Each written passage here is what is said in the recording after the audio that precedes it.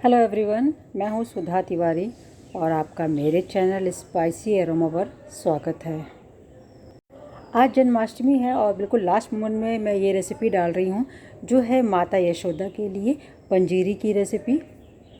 जब भी कोई माँ अपने बच्चे को जन्म देती है तो उनकी ताकत के लिए ये पंजीरी रेसिपी बनाई जाती है। तो माता यशोदा भी कृष्ण भगवान को जन्म देने वाली हैं, तो उनके लिए ये पंजीरी की रेसिपी तैयार की जाती है।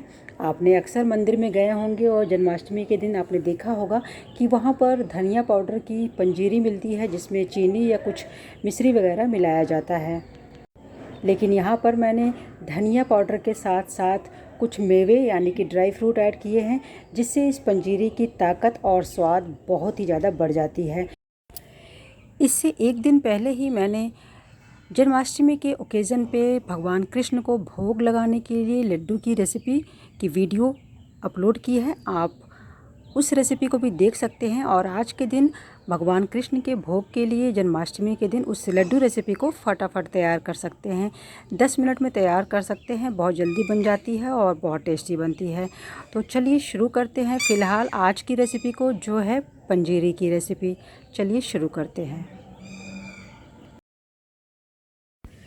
तो यहाँ पर मैंने हाफ़ कप ले लिया है साबुत धनिया। आपके पास साबुत धनिया ना हो, अगर रेडीमेड पाउडर धनिया पड़ा है, साफ़ सुथरा है, तो आप उसे भी ले सकते हैं। नहीं तो घर में साबुत धनिया लेके आप इसका घर में ही पाउडर बनाएं। तो सबसे पहले एक कढ़ाई रखेंगे गैस पे, लो टू मीडियम फ्लेम पे कढ़ाई को गर्म करेंगे और इसमें ये धनिया हमने डाल दिया है। इसको हल्का सा कलर चेंज होने तक रोस्ट कर लेंगे। तो लो टू मीडियम फ्लेम पे चलाते हुए लगातार हल्का सा कलर चेंज होने तक धनिया को रोस्ट कर लेते हैं। यहाँ पे धनिया रोस्ट कर लिया है, उसे निकाल दिया है अलग बर्तन में। यहाँ पे थोड़े से काजू, थोड़े से बादाम और थोड़े से अखरोट लिए हैं। क्वांटिटी आप देख के अंदाज़ा लगा सकते हैं कितना लेना है, और जो ड्राई फ्रूट आपके पास अवेलेबल हो घर पे आप उसे ऐड कर सकते हैं। कोई भी फिक्स नहीं है कि कितना अमाउंट है, थोड़ा बहुत अमाउंट आगे पीछे हो सकता है और इंग्रेडिएंट्स भी थोड़े से मेवे वगैरह आगे पीछे हो सकते हैं। काजू बादाम अखरोट को हल्का सा कलर चेंज होने तक भून के निकाल दिया है। अब यहाँ पर डाला है मैंने 1 कप मखाना।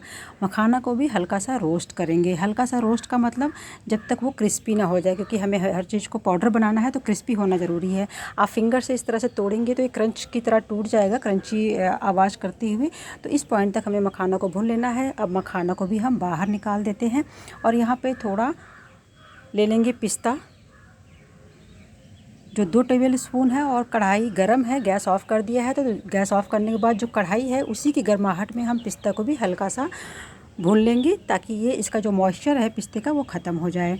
अब सारी चीज़ों का पाउडर बनाएंगे तो एक ग्राइंडर जार लेंगे। तो पहले यहाँ पे धनिया का पाउडर बना लेते हैं। तो हर चीज़ों का दरदरा पाउडर बनाना है, बिल्कुल महीन पाउडर नहीं बनाना है, जिससे पंजीरी अच्छी लगेगी। तो पंजीरी बनाने के लिए जो पाउडर होते हैं वो दरदरा होता है, कोर्सली ग्राइंड करना है। तो यहाँ पे धनिया पाउडर पीस कर अलग निकाल लिया है। अब काजू बादाम और अखरोट को ले लिया है ग्राइंडर करने के लिए। तो ये भी दरदरा सा है, कुछ पीसेस हैं, कुछ पाउडर है, ऐसे ही पीस लेना है। इसी के साथ आप पिस्ता भी पीस सकते हैं। मैंने पिस्ता बाद में मखाना के साथ डाला था, लेकिन आप पिस्ता को भी इसी अखरोट बादाम और काजू के साथ ही डाल के पीस लें। यहाँ पे मखाना डाल दिया है और यहाँ पे जो थोड़ा सा पिस्ता हमने गर्म किया था इसे ऐड कर दिया है। इसे भी हल्का सा चला के, कुछ सेकंड के लिए चला के यहाँ पे दरदरा सा पीस लिया है मखाना और पिस्ता को, और इसी बॉल में इसे ट्रांसफ़र कर देंगे।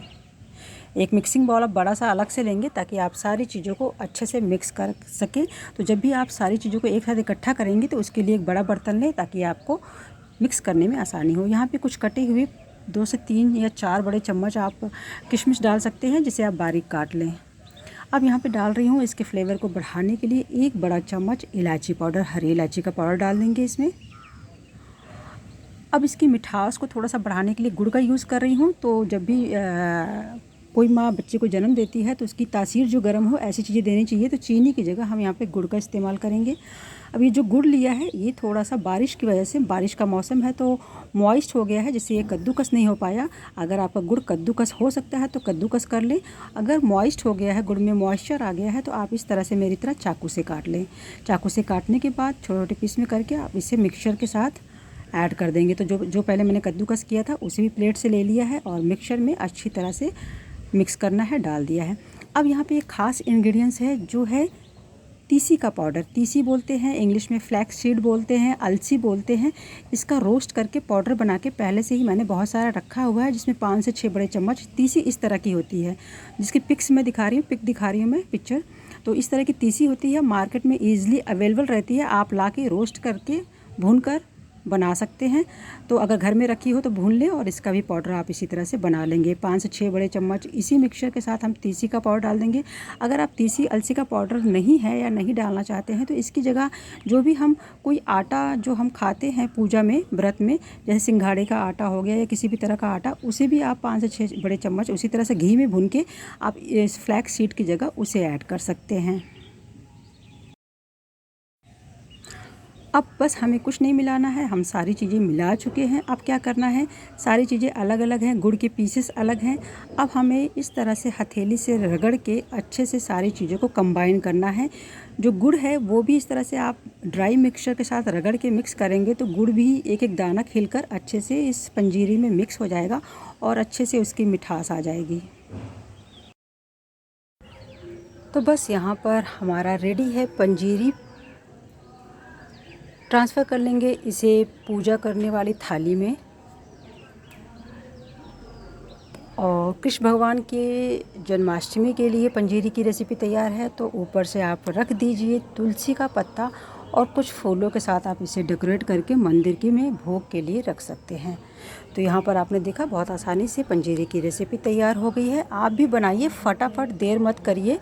फटाफट सारी चीज़ें जो भी है घर पे अवेलेबल हो उसी में से इंतज़ाम करके आप इस तरह की पंजीरी की रेसिपी को बना सकते हैं और माता यशोदा के लिए पंजीरी का भोग लगा सकते हैं।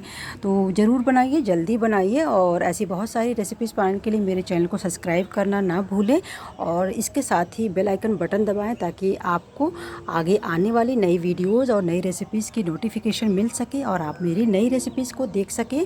मिलती हूँ अगली वीडियो में नई रेसिपीज़ के साथ। Till then take care of yourself. Happy Janmashtami. Bye bye.